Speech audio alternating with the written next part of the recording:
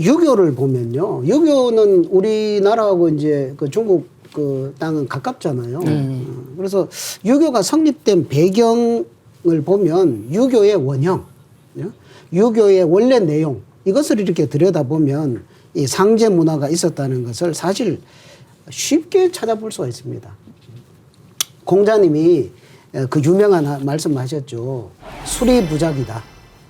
이제 술, 내가 서술을 해서 정리를 해서 서술을 했을 뿐이지 부작, 지을 작자, 내가 창작한 것이 아니다. 그러니까 그 전부터 이렇게 내려오던 옛날부터 내려오던 그것을 내가 잘 정리를 해서 이렇게 사서오경이라는 교과서를 만들어서 이렇게 어떤 인문의 틀을 이렇게 세운 것이다.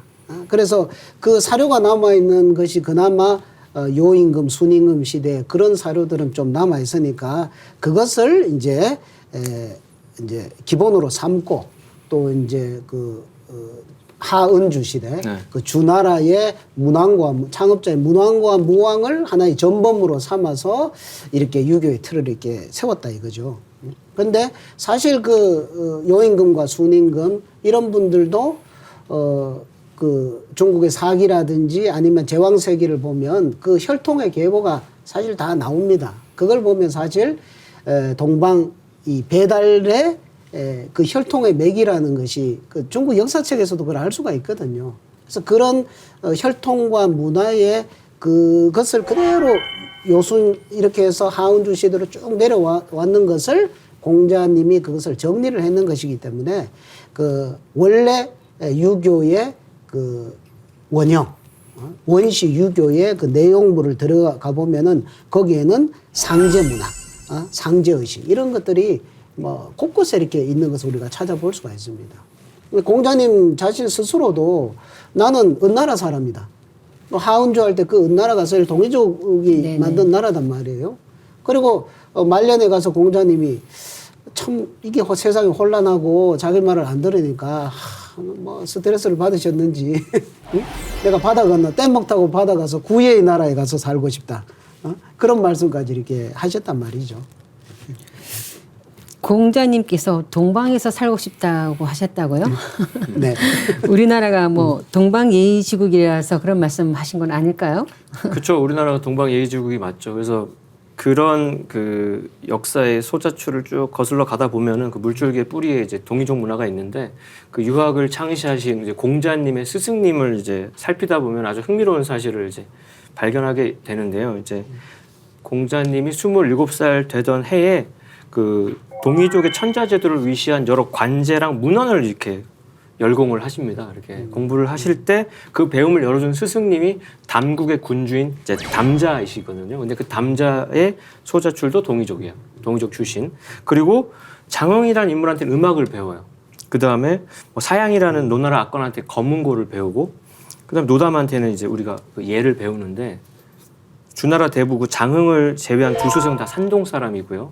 그 산동은 동이족의 주된 근거지여서 그래서 중국 땅에서 신교 문화가 가장 번성한 곳이죠. 그래서 이 얘기를 읽다 보면 아 이건 동이족이 만든 아이돌인 거예요. 그 음악도 동이족의 음악을 그러니까 미국 LA 코리아타운에서 K-팝을 익힌 거랑 똑같아요. 그 산동성이라는 곳이 그런 동이족 문화가 번성하던 곳에서 오리지널 이 동이족 문화를 배워서 그거를 중국에 이제 오히려 더 격발시킨 인물이 되는 거죠. 그래서 그리고 또 공자님의 혈통을 또 거슬러 가다 보면 2500년 전 동이족 출신 송나라 미자의 후손으로 우리가 이제 예상을 하고 있고 최소한 동이족 문화권에 살고 있는 인물들한테 이제 가르침을 받아서 자신의 사상을 확립한 거기 때문에 공자님이 뭐 동방예의지국에 살고 있었 뭐 그렇게 구이의 나라에 살고 싶다고 얘기했던 건 자기의 뼛속까지 완전히 거기에 완전히 흠뻑 빠져 있었던 거고요. 그래서 이상사회 모델로 삼은 주나라, 그 공자님의 주나라도 정치적으로나 문화적으로 고조선의 영향을 아주 강하게 받았고 하상주 왕조는 결국 고조선의 신교 문화권 울타리에 속해 있었고 하상주 사람들은 고조선과 마찬가지로 삼신상제를 신앙했기 때문에 어느 면으로 보나 공자님은 그런 말씀을 하실 수밖에 없다 생각이 듭니다. 네, 뭐 공자님께서 동경에 있던 구이가 당군조선이었군요. 근데 그냥 뭐 조선에 가서 살고 싶다고 이렇게 말씀하셨으면 됐을 텐데 굳이 그 구이라고 이렇게 말을 돌려서 이렇게 하셨을까요? 잘 몰랐던 것 같아요. 구이라고 하니까. 예. 그러니까 뭐 역사적으로나 문화적으로나 이런 이제 상황들을 우리가 이제 역사를 잃어버림으로써 잘 몰라서 그렇지 이제 그것을 제대로 틀을 알고 나면 이제 그 공자님의 그 심정이 이제 이해가 되죠. 네.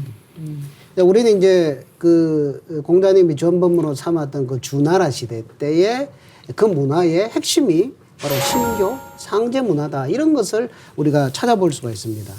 그러니까 시경이나 서경 이런 데 보면은 주나라의 왕들은 그 육아에서는 천을 중요시 하잖아요. 네. 천, 하늘. 하늘은 뭐 진리의 근원이고 하늘은 한 천명을 받아서 뭐 모든 것을 하고 이 천인데 그 천이 뭐냐. 그냥 자연적인 그런 하늘이 아니라 저 인간에게 천명을 내리고 또 인간이 덕을 이루면 언제든지 막 벌을 내리시고 그 다음에 뭐 좋은 일을 하면 이렇게 상을 주시고 하는 그런 인격적인 존재로 이 하늘을 이렇게 대했다는 거죠. 그래서 저 하늘을 이렇게 상제님을 대변하는 상제천으로 이렇게 인식을 했던 겁니다.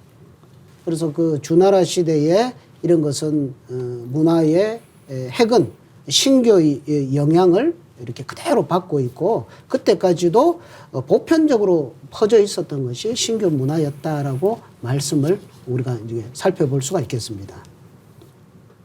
네, 주나라를 이상으로 삼고 상계님을 모셨던 공자님께서 어쩌면 그 신교의 영향을 받은 것은 당연한 일이었을 수도 있겠어요. 예, 당연하죠. 그래서 아까도 말씀드렸지만 이제 우리가 그 공자님의 말씀 수리부작 내가 창작한 것이 아니다. 옛것 그리고 신이 호고 고 옛날 옛것을 신 믿고 그 다음에 호 좋아하고 이렇게 했다. 그러니까 공자님은 옛날부터 내려오는 그런 어떤 인문의 내용들을 정말 좋아했고 그것을 믿고 따르고 그걸 공부를 하고 연구하고 체계화해서 이렇게 육아의 틀을 이렇게 잡아주신 것이죠. 그래서 뭐 많은 뭐 그 내용들은 너무너무 많습니다. 그 육아의 근본이 신교 문화에서 왔다는 거. 뭐 여러 임금들 역대 제왕들도 뭐 좀 이따 뭐 그런 내용이 또 나오겠지만은 이제 태산에 올라가서 상제님께 천제를 올린 기록들 이런 것들이 많이 나오잖아요. 그 삼신상제님께 천제를 올렸다는 것은 그 신교 문화를 그 생활 속에서 실천했다는 그런 뜻이거든요. 네, 뭐 유교가 신교에서 뻗어나갔다는 걸 확실히 알 수가 있었는데요. 그런데 그 유교와 쌍벽을 이룬 종교가 이제 도교죠. 예, 그럼 도교도 신교에서 뻗어나간 건가요? 네, 맞습니다. 그래서 도교는 이제 우리가 신선사상을 바탕으로 생성된 종교라고 일반적으로 알고 있죠. 그래서 중국 문헌을 살펴보면은 신선사상이 등장하는 게 뭐 기원전 4세기 전 정도로 이제 언급이 되는데 우리나라의 신선 계보를 적은 이제 청학집이라는 게 있어요. 거기를 또 열어보면은 동방 선파의 조종을 환인천체까지 이렇게 거슬러서 기록하고 있거든요. 그러니까 어마어마한 그러니까 바로 그냥 도교가 신교에서 나왔다는 얘기를 입증하는 표현인데 그리고 또 우리가 잘 아는 사기에 의하면은 신선 사상이 성행했던 발해 연안의 그 제왕 가운데 진시황처럼 삼신산을 찾는 이들이 이렇게 많았다 그래요. 네.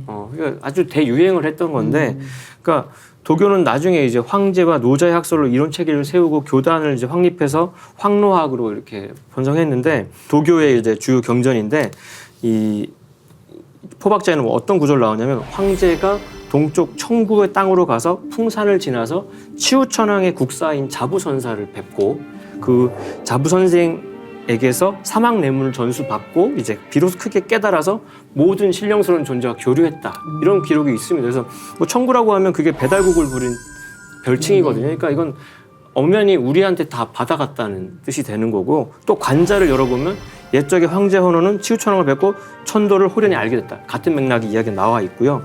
그다음에 우리가 또 노자의 성을 우리가 뭐 한씨에서 이씨로 바꾼 걸로 우리가 익히 알고 있는데 왜 자기를 그렇게 바꿨냐? 그거는 이자를 파자하면 나무목의 아들 자자인데 동방을 뜻하는 목 기운의 아들. 그러니까 나는 동방 사람임을 이제 암시하는 걸로. 그래서 황제와 노자는 혈통적으로나 도맥, 항맥적으로나 모두 동이족의 전통을 이렇게 따르고 있다는 거고, 그게 이어지다 보니까 진시황의 명을 받고 뭐 서복이 와서 불로초를 구하러 배달국 조선 땅의 기본 강역 한반도 제주도까지 와서 다시 돌아가는 곳이 제주도의 그 뭐 서귀포까지 이렇게 기록이 남아 있는 세상이죠. 도교의 신앙 형태, 이것도 이제 가만히 들여다보면 신교를 그대로 계승하고 있습니다. 신교는 본래 이제 하늘의 북극성, 태일성이라고도 하죠. 그 다음에 삼태성, 북두칠성, 이런 그 신성한 별들을 이렇게 섬겨왔습니다. 그런데 도교에서도 역시 이제 이름만 조금은 다르지, 태일, 그 다음에 삼청, 이건 삼태성을 이야기하고, 그 다음에 칠성사성이 있거든요. 그래서 하늘의 모든 별은 이제 북극성, 폴라리스, 이걸 중심으로 별들이 이렇게 돌죠. 그 중심별 이 북극성을 태일 또는 이제 태열이라고 했죠. 그 다음에 그 삼청, 삼청사상, 그죠? 옥청, 상청, 태청, 이 세 신을 이렇게 도가에서 섬기는데, 이 신은 이제 도가에 가장 이렇게 기본적으로 모시는 신이 되죠. 또 왜 삼청의 그런 신이 있느냐? 그것은 이제 원시 천존이 셋으로 나눠서 이렇게 삼청이 됐다, 이런 이야기도 하고 있습니다. 네. 그걸 가만히 들여다보면 아까 우리가 이야기한 것처럼 그 일신, 일신이 조화신, 교화신, 치화신으로 그 창조의 덕성을 세 가지로 이렇게 나누어서 이렇게 실현하시는 그런 어떤 신교의 삼신관과 뭐 아주 같다라고 봐야 되는 거죠. 그래서 이런 그 도가의 신앙 형태도 신교 문화를 그대로 이어받았다, 이렇게 볼 수가 있겠습니다. 네, 뭐 말씀하신 대로 그 도교의 신앙 그런 체계가 신교의 삼신 사상을 바탕으로 형성되었다고 볼 수 있을 것 같은데요. 도교에서도 삼신 상제님을 모시고 있죠. 네, 그래서 도교하면 너무 신을 많이 모시니까 오히려 거기 뭐 진짜 파묻혀가지고 없을 것 같지만 딱 정리해 보면은 명실상부한 그 도교의 하나님이신 최고신, 가장 널리 모셔지는 분이 천상 옥경의 옥황상제님이시거든요. 그래서 옥황상제님은 그렇게 꽉 차 있는 천상 신도의 위계 조직을 갖춘 여러 천신들을 지휘하시면서 인간과 신들을 다스리시는데, 천신들은 인간 세상에서와 같이 해마다 자신의 직무를 상제님한테 보고를 이제 드립니다. 그래서 그 업적에 따라서 상벌과 위계가 정해지다 보니까 그거를 되게 중시하는 게 도교 문화의 어떤 신앙 형태인데, 인간의 운명도 신들이 보고한 선악의 공과에 따라 심판을 받아요. 그래서 우리가 그 도교 수행 중에 육경신이라고 해서 1년에 있는 경신일마다 신들이 올라가서 보고하니까 그날은 자지 말고 24시간 동안 깨어서 이렇게 있으면 신들이 보고를 못하러 간다. 그래서 뭐 이렇게 그런 철야 수행하는 문화 또한 그 인간의 공과를 신한테 상제님께 보고하는 그 문화가 이제 아주 일상의 이렇게 문화처럼 된 건데, 그래서 여기서 우리가 반드시 알아야 될 어떤 진리의 중심 주제가 뭐냐면, 다시 한번 강조드리는 것이 대자연의 질서로서 만물의 바탕이 되는 도가 있고, 그 도와 음양짝이 되는 도의 주제자, 통치자이신 옥황상제로서의 최고신 제가 있다. 도와 제의 관계가 도교에서도 다시 한번 선명하게 이제 뼈대가 나옵니다. 네, 유교와 도교가 단군 조선의 신교에서 뻗어나갔다는 것을 알아보았는데요. 그런데 노자나 공자님은 그 단군 조선 바로 옆이라서 그렇다 하더라도요. 그 석가모니께서 계셨던 곳은 상당히 멀지 않습니까? 그 불교가 신교에서 뻗어나갔다는 것을 어떻게 알 수 있을까요? 먼저 불교를 여신 석가모니 부처님의 혈통을 보면요, 우리가 그동안 석가모니 부처님은 인도 민족의 주류인 아리안족이 아닙니다. 그 아까 말씀드린 그 최치원 선생의 말씀에 뭐가 있냐면, 석가불은 해돋는 우이의 태양이다. 그러니까 그 동방 이라고 하는 이 동이족이 낳은 태양과 같은 인물이다 이거죠. 그리고 서토에서 드러나서나 동방에서 나왔다. 동방에서 나왔다. 이 참 최치원 선생 이 말씀 보면 정말 놀랍죠. 놀랍네요, 정말. 네. 그리고 이제 1920년대 후반 영국의 사학자 스미스라는 학자는 이제 이 석가 부처님의 혈통에 대해서 연구를 해가지고 석가모니 부처님은 동쪽에서 이주해온 코리족 출신이다 이렇게 연구 결과를 발표를 했어요. 그러니까 몽골리안 인종 중에 한민족의 일파인 코리족이 그 네팔 지역으로 이렇게 이동을 했는데 석가가 바로 그 후손이다. 네. 그쪽 사람들 보면 뭐 몽골리안이죠. 생긴 걸 보면. 맞아요. 네네. 그러니까 이런 주장들은 일본 불교학에서도 인정을 받고 있고요. 그래서 뭐 우리가 뭐 유전자 검사를 안 해봤지만 부처님의 그렇지만 이런 학자들의 이런 걸 보면 이 석가 부처님이 동방족의 혈통이었을 가능성이 아주 강하다, 높다. 그 혈통에 따른 그런 문화적인 영향을 우리는 그 불교의 어떤 불교를 만드신 석가모니 부처님의 그 문화적 배경을 살펴보는 데서 혈통 문제를 꼭 들여다봐야 된다 말씀드리겠습니다. 그래서 그런 석가모니 부처님의 불교가 이제 중국으로 들어온 거는 이제 뭐 후한 시대라고 알려져 있습니다. 그러나 전한 시대 이제 기원전 한 200년 경에 이미 불교의 부도와 같은 휴도가 있었는데 휴도라고 하는 거는 이제 그 천재를 형성한 동인 같은 거예요. 그래서 그 부도라고 하는 건 또 불타의 음역이고 그래서 원래는 이제 불상이나 불탑을 말하는데 이제 가림탑이나 승려의 사리를 안치한 묘탑의 의미로 쓰였던 어쨌든 그 부도와 같은 휴도가 워낙 이제 원래부터 있었다. 그럼 이 휴도가 뭐냐? 이게 동이족의 문화유산인 소도와 매우 흡사하다는 거죠. 그래서 본래 소도에서 모신 분은 우리가 시조 환웅, 배달국의 환웅의 웅상이었어요. 근데 고조선의 역대 단군들은 한 분도 빠짐없이 그 웅상을 모시고 섬겼던 건데 그래서 이제 단지 신채호 선생님 같은 경우는 우리의 소도 그리고 부도와 흉노의 휴도가 유사한 점을 들어서 단군의 교화가 흉노 등 각 민족에 널리 퍼졌었다. 결국 불교의 문화 속에 있는 것도 결국 우리의 그 소도 문화, 신교 문화와 직접적으로 맞닿아 있다는 얘기를 이제 하고 있습니다. 포조님께서 그 웅상에 대해서 말씀해 주셨는데요. 석가부를 모신 대웅전도 본래는 우리 그 배달국의 환웅을 모신 환웅전이지 않았습니까? 네, 맞습니다. 그래서 이걸 아는 불교도가 얼마나 있을까 그렇죠. 싶습니다. 네. 그래서 단군 시대로부터 우리 민족은 배달국의 뿌리인 환웅을 항상 마음속 깊이 이제 모셔왔던 거예요. 그래서 단군세기를 읽어보면 11세 단군조에 보면은 소도에 단수를 아주 빽빽하게 이제 둘러서 심어놓고 그 중에 가장 이제 큰 나무를 골라서 환웅상을 모시고 제사를 지냈다. 이렇게 적혀 있는데 그래서 후에 신교로 분파된 불교가 들어오면서 우리 조거상들은 그 석가모니 부처님을 소도의 환웅과 같은 존재로 이제 스승으로 파악을 하고 다른 불교 국가에는 없는 대웅전을 만든 거죠. 환웅전이 대웅전으로 이제 바뀌었고, 그러니까 이걸 보면 한민족의 그 의식 속에 잠재 있는 불교적 심성, 신교에 맞닿아 있는 불교가 다시 역수입돼서 우리가 대웅적 문화로 이제 꽃피웠지 않았나. 그게 대표적인 예가 아닌가 생각이 듭니다. 불교 문화, 그래 사상을 이렇게 잘 이렇게 들여다보면 한민족의 신교 문화가 그 속에 그대로 남아 있다. 그러니까 이런 그 여러 종교의 뿌리로서 뿌리 역할을 하는 그 신교 문화가를 개성 발전시켜서 이렇게 지금의 이런 불교든 뭐 어떤 이런 유교든 이런 것들이 나왔다는 것을 우리가 이거를 통찰을 할 수가 있어야 되겠습니다. 뭐 불교 문화에 보면 이제 뭐 그 신교 문화 뭐 조화신, 교화신, 치화신 하는 그 삼신일체 사상이죠. 신의 세 가지 덕성이 세 가지로 나뉘어져서 작동을 하는데 그것이 결국 하나로 돌아간다. 삼신일체죠. 그리고 불가에서도 보면은 이제 법신불, 보신불, 응신불, 뭐 화신불이라고도 하죠. 그래서 삼불일체 사상 이런 그 부처님을 이제 세 가지로 이렇게 해서 그런 사상의 형태가 너무 흡사하고요. 그 다음에 신교는 광명을 숭상을 합니다. 광명. 그 신의 덕성이 이게 빛으로 드러나기 때문에, 광명으로 드러나기 때문에, 그래서 우리나라 사람들은 흰옷을 입죠. 흰옷. 흰옷을 좋아합니다. 염색 기술이 없어서 흰옷을 입은 게 아니고, 관세음보살 같은 경우는 별명이 백이대서예요. 흰옷을 입는 이제 보살님이에요.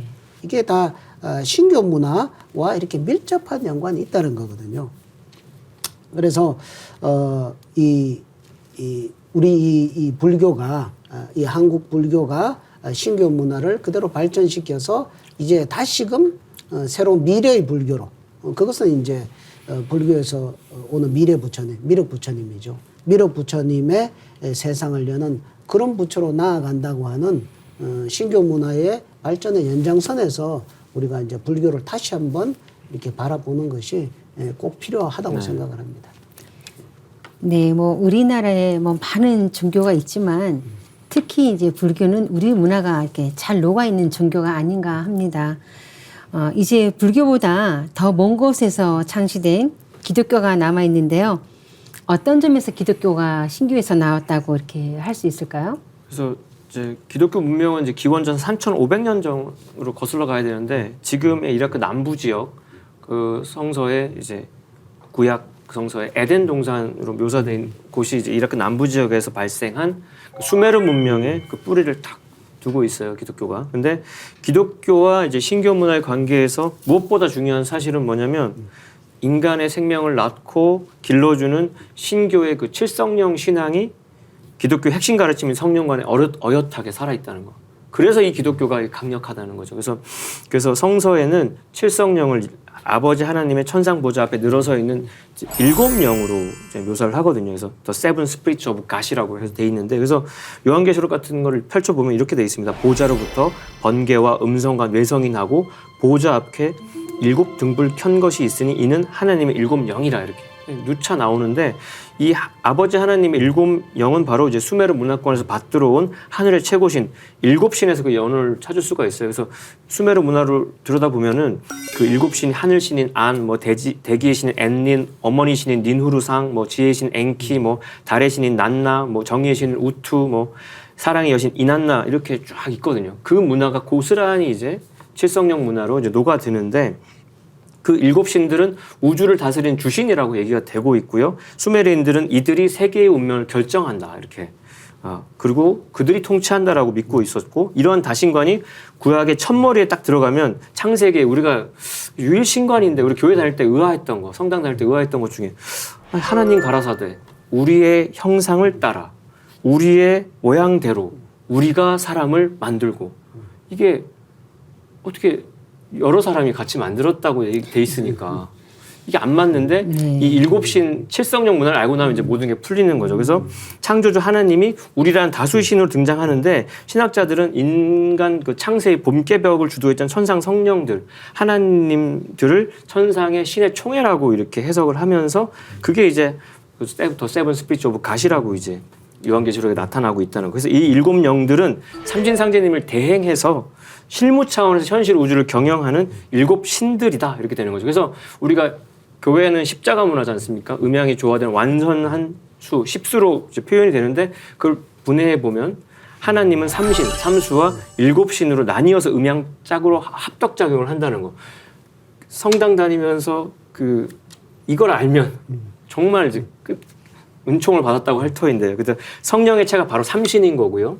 그리고 3신은 칠성령으로 사역을, 용을 하는 거죠. 근데 그게 이제 또 뭐 요한계시록의 다른 구절에서는 천문의 7별로 막 나와 있어요. 그래서 7 촛대, 7 교회 이런 것들이 다 그 칠성 문화인데, 근데 지금 삼위일체 유일신관이 이제 정립되는 과정에서 영원한 생명, 성령이 내려온 칠성령의 칠수시장이 약화돼서 신의 생명의 비밀 코드 한쪽이 완전히 이제 나뉜 거죠. 건전지 2개가 사실 만나야지 불이 켜질 텐데 건전지 하나 빠진 거예요. 그러니까 그게 작동이 안 되는 전자제품이 되는 거죠. 그 칠성령 문화를 깨달아야 완전한 10수의 완전한 이제 성령 문화가 열릴 것인데, 아무튼 그게 이제 기독교와 신교 문화의 아주 접점이라고 말씀드릴 수 있겠습니다. 네, 뭐 기독교는 유일신 신앙인데 그 원래는 다신 신앙이었다는 것이 저는 상당히 의아스럽습니다. 기독교인들이 이런 다신 신앙이었다는 걸 안다면 어떤 생각을 할지 좀 궁금한데요. 수호사님, 이런 다신 신앙이 사라진 이유가 무엇인가요?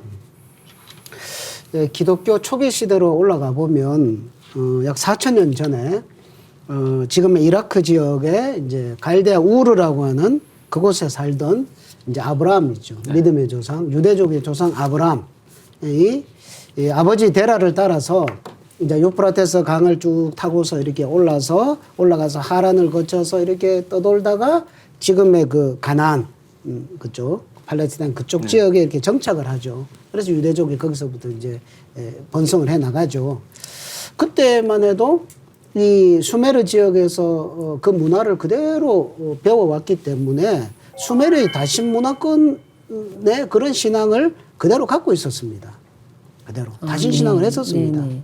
그러니까 구약 성서 유대 문화 대가인 하버드 대학 쿠겔 교수가 그런 이야기를 하거든요. 고대 유대인들의 신앙관을 보면 그거는 다신관이다. 그리고 인격신관이다. 인격신관. 예. 네. 그 보면 성서에 보면은 그 뭡니까 구약에 보면은 칼을 든 신장들이 이렇게 막 등장을 하죠. 그 다음에 아브라함에게 자손을 태워주기 위해서 3명의 신이 와요. 3명의 신. 근데 그 신은 사람의 모습을 하고 있거든요. 사람의 모습. 근데 다신이죠. 인격신이죠. 그래서 본래 고대 유대인들의 신관은 인격, 다신 그런 신관이었다. 이런 것을 밝혀줍니다. 그런데 이제 유대족이 이렇게 나중에 이집트에서 노예 생활을 이렇게 겪으면서 이제 이집트를 탈출을 해 나오면서 이제 모세가 유대족을 강력하게 이렇게 규합을 하고 그죠? 민족 정신을 하나로 이렇게 묶어내기 위해서 이 그 유대 민족의 하나님인 야훼, 뭐 만군의 신이라고 하는 야훼와 계약을 맺죠. 그러면서 그때부터 나 위에 신을 섬기지 말라. 뭐 그것도 그래요. 나 위에 신이 있으니까 섬기지 말라는 거죠. 다신이 있다는 것을 증명한 거네요. 그래서 그때부터 이제 유일신 신앙을 선포를 한 거죠. 유일신 신앙을 선포를 한 거죠. 그러니까 기독교의 원형 신관은 원래 신관은 다신관인데 어떤 필요에 의해서 유일 신관으로 인위적으로 변형된 것이죠. 그것이 어떤 신의 세계를 어떻게 만들 수 있는 것은 아니지 않습니까? 그래서 그걸 계기로 해서 유대족들은 이제 강력한 구심점을 갖게 되고 민족을 발전시키는 그런 원동력으로 삼았기 때문에 그때부터 이제 유일 신관으로 이렇게 고착이 돼서 이렇게 내려오게 된 계기가 되었던 것입니다.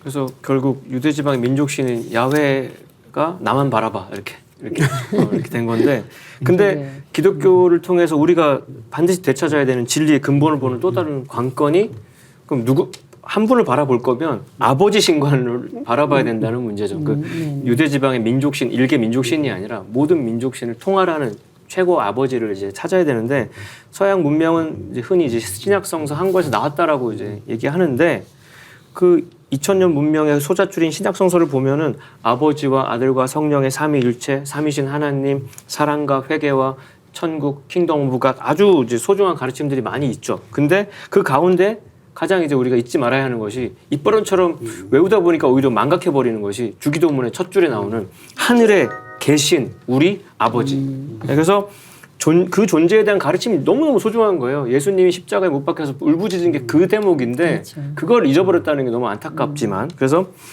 예수님께서도 오죽하면 요한복음을 열어보면 내가 내 자유로 말하는 것이 아니요, 나를 보내신 아버지께서 나의 말할 것과 이룰 것을 친히 명령하여 주셨다.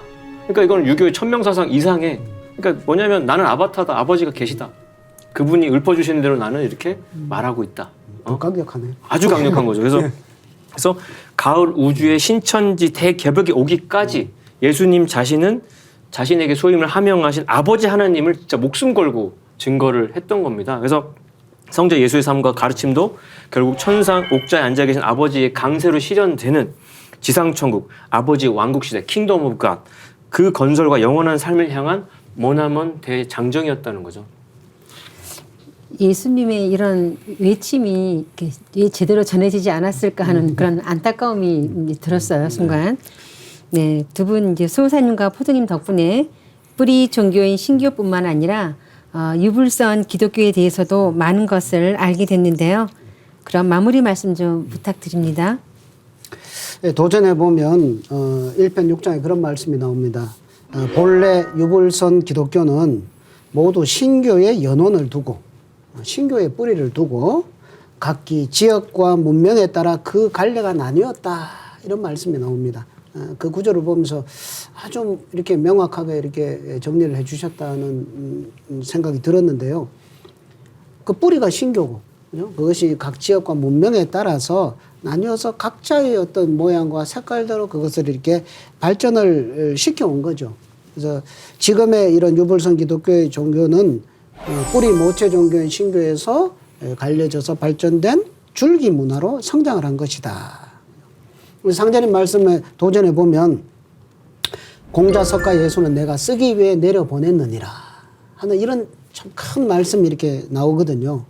신교의 주인공, 신교의 주신이고 그 신앙의 대상인 상제님께서 이런 성자들을 이렇게 내려보내셔가지고 신교의 맥을 이어받아서 동서양의 4대 종교로 이렇게 펼쳐가지고 인류에게 이바지할 수 있도록 하신 것이 그게 진짜 스토리였구나 하는 거를 이렇게 알 수가 있고요. 그래서 이제 우리는 그 신도의 구체적인 실상, 그 신의 세계, 신이란 도대체 어떤 것이고, 우리는 신과 어떤 관계가 있고, 신의 세계는 우리에게 무엇을 던져주고 하는 이런 신관의 문제는 이 인류 역사 속에서 너무너무 중요한 문제다 이거죠.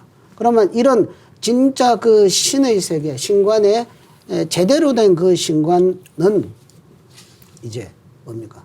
본래 뿌리인 신교 문화에서 신교 문화의 삼신상제관으로 해석해야만 이 신관의 세계가 아주 명확하게 정리가 된다. 우리 지금 이 시대에 필요한 것이 바로 그 제대로 된 신관을 회복하는 것. 이것이 꼭 필요하다. 그걸 마무리 말씀으로 드리고 싶습니다.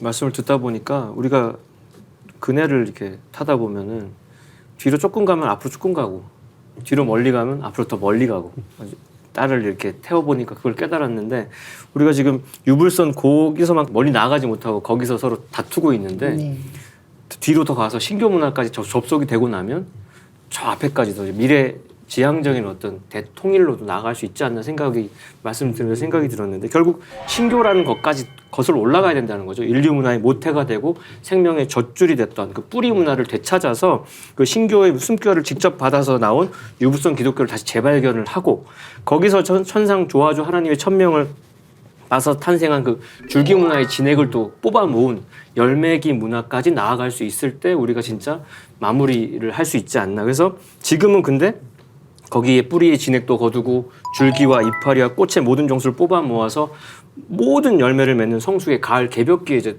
당도했다는 게 이제 자명한 사실이고요. 지구촌을 통일할 수 있는 보편 문화 시대가 비로소 이제 열린 거죠. 그래서 상제님도 지금은 여러 교가 있으나 후천에는 한 나무에 한 뿌리 되느니라 이런 말씀도 하셨고 아까는 뭐 주기도문 첫 줄도 읊었는데 우리 신고문의 첫 줄에 보면 하늘 보좌에서 인간으로 오시어 우주 일가의 후천 성경을 열어주신 증산 상제님 개벽장 하나님을 얘기하지 않습니까? 우주가 한 가족이 되는 세상을 이제 얘기할 수 있게 되는 거죠. 그래서 뿌리 문화의 신성 시대, 줄기 문화의 성자 시대, 그게 뭐 이제 야스퍼스는 차축 시대라고 얘기했는데 거기를 거치고 이제는 통일 열매 문화 시대에 왔는데 우주 중심 천상 보좌에 계신 주인공 아버지 상제님께서 성부께서 직접 이 세상에 오셨고 그분께서 모든 인간이 성숙해서 천지의 대역자가 되려고 직접 성령을 온전히 받아내리게끔 그 받아내리는 기도문과 주문, 시천주주와 태열주도 알려주셨고 지금 우리는 결국 이제 열매 신교 문화인 증산도 그래서 우주보편의 새 진리로서의 증산도를 다시 한번 제대로 각성해서 이 바탕 위에서 새로운 역사를 개척해야 될 때가 아닌가라는 생각을 오늘 이 대화 속에서 다시 한번 각성을 하게 됐습니다.